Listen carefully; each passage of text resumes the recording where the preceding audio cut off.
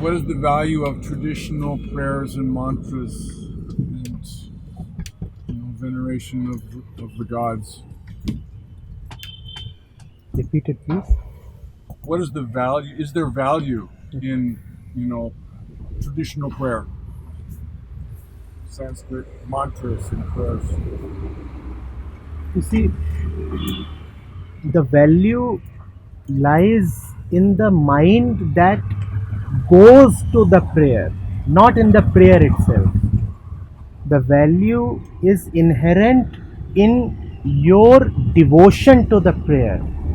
You could have gone to a pizza shop, you could have gone to a bakery, you could have gone to a shopping mall, you could have recited a million other things, but you chose to value the prayer.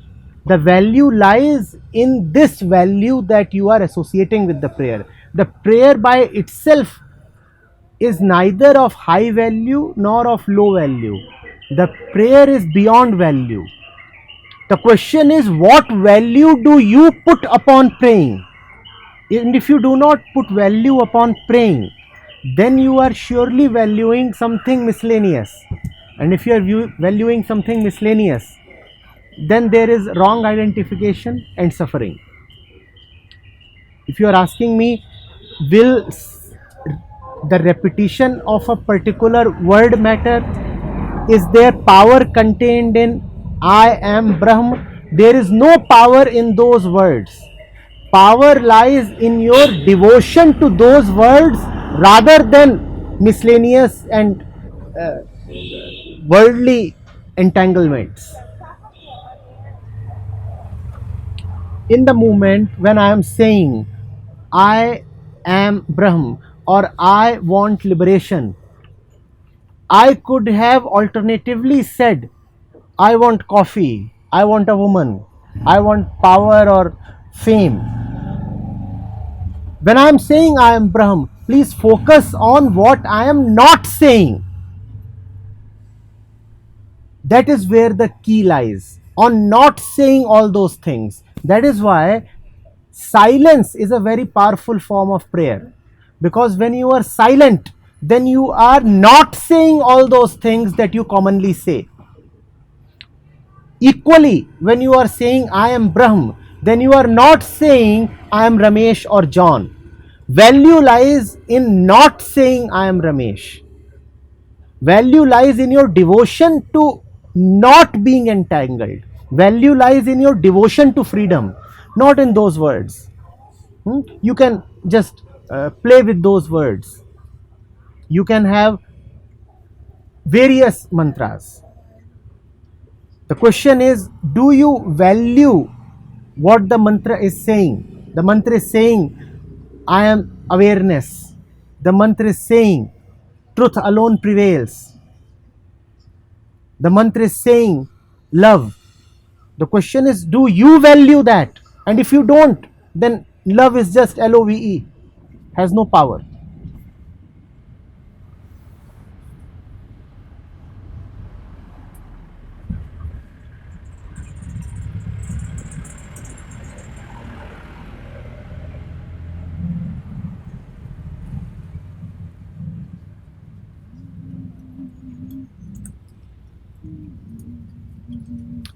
Man is in a very peculiar situation, you see.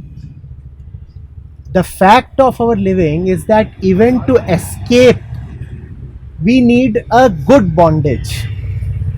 There are two kinds of bondages. One that deepen your state of slavery, and surprisingly, there are good bondages as well. It is not as if one needs to remain in a state of bondage. Freedom is possible, but because we are habituated to words, so we need alternative words. If you could straight away leap into silence, then no prayer is needed. But because you cannot straight away leap into silence, so an alternative word is presented to you, so that instead of uttering the usual gibberish and rubbish and going about with the daily prattle, one is able to say something else, and that that alternative, the fact that you are now deviating, the fact that you are now giving up on your usual ways, that is what is important.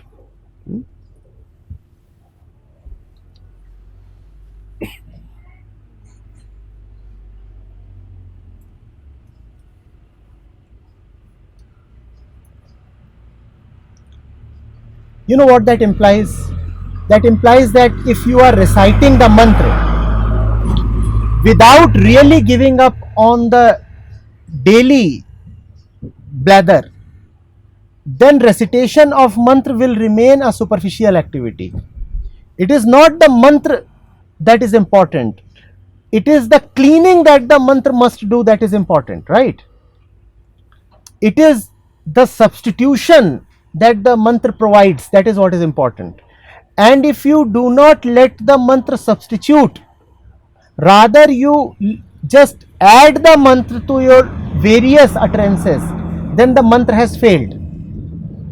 Then you are saying, I am Ramesh, I am Brahm. I am Ramesh, I am Brahm. Doesn't help. Saying I am Brahm helps only when it becomes an alternative to saying I am Ramesh. You cannot be I am Ramesh plus I am Brahm. I am Brahma must substitute I am Ramesh, and then you are helped. Mostly there is no help that any mantra provides. It is because we let our inner world continue as it is and just superimpose the mantra on top of it. That doesn't help. The inner world has to break down. There has to be a demolition. I have to confess, some of my mantra is performance. Some, not all. So, Yes, wonderful. If you meant performance, then what you mean is action, right? What is really happening.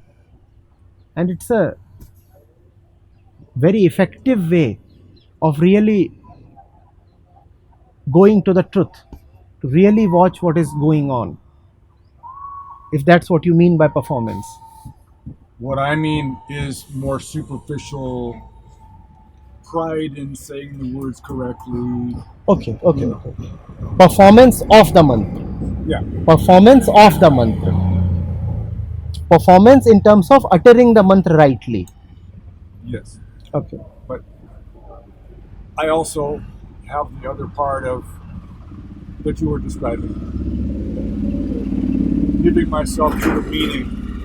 You see, even that has been classically advised that when you utter the mantra, then the utterance, the pronunciation has to be very accurate. It is not as if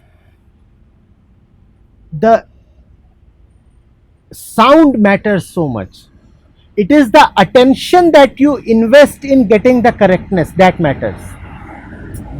You see, if I'm saying that something must be pronounced 100% accurately, then I'm giving it a lot of attention. And if I'm giving it a lot of attention, then the same attention has been prevented from going to undeserving places.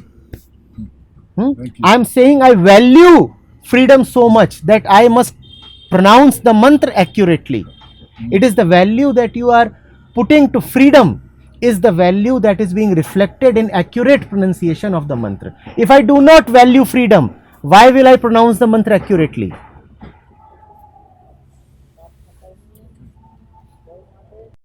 Anant is asking that when he attends to the mantra, I am Shiva, Shivoham, it feels formless, beyond senses, beyond knowledge, beyond perception.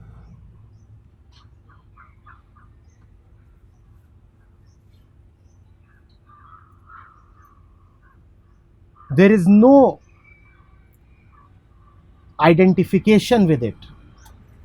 He says, in spite of this, must one continue to attend to the same mantra. The mantra he is calling by the name of dharana, concept. Anant, the right thing is happening with you. Had you said, I am Anant, Anantoham, then you would have experienced emotions, memories, this and that. The very purpose of abiding in the spirit of Shivoham is to move beyond your humdrum affairs. If you are still stuck and caught in what envelops you ordinarily on a daily basis, then why must you recite any mantra at all? But strange are we, when the right things, auspicious things, great things happen to us, we start feeling alarmed.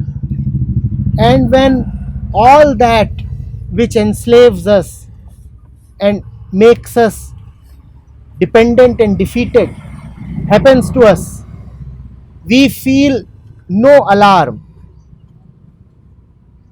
no abnormality. Then we act as if everything is all right.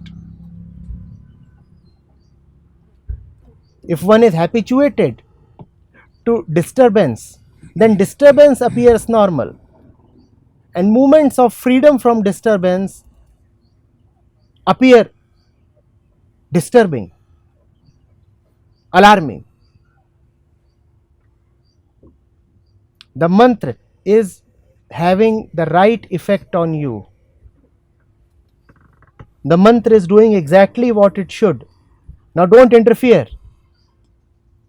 It does not happen very frequently or with too many people. We are such stubborn people that we can co-opt even the most powerful mantra. So most people defeat the mantra and make it useless for themselves.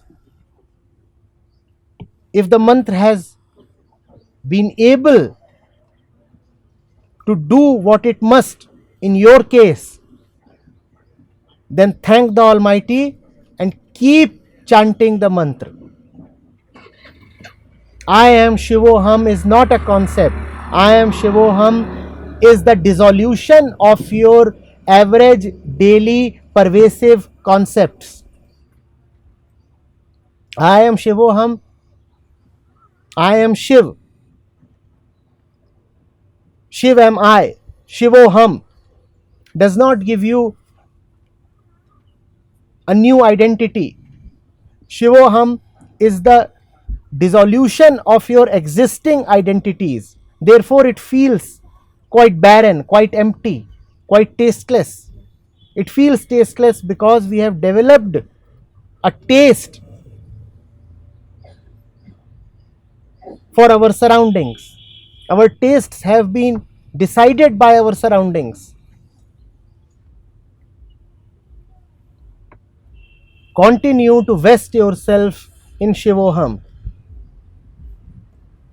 Continue saying I am Shiv whenever any identity raises its head.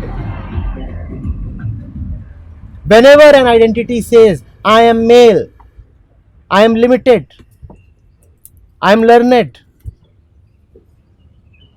I am angry, in response to that, say I am Shiv. I am Shiv will not add to your pre-existing identity. It will silence all other identities. That silence will be something new, so it may scare you a little. Let not the scare force you into despair or wrong actions and decisions. It is possible that one can get so scared that one gives up on Shiva. Don't do that. Shiv comes to take away your fears. Now don't be afraid of Shiv himself.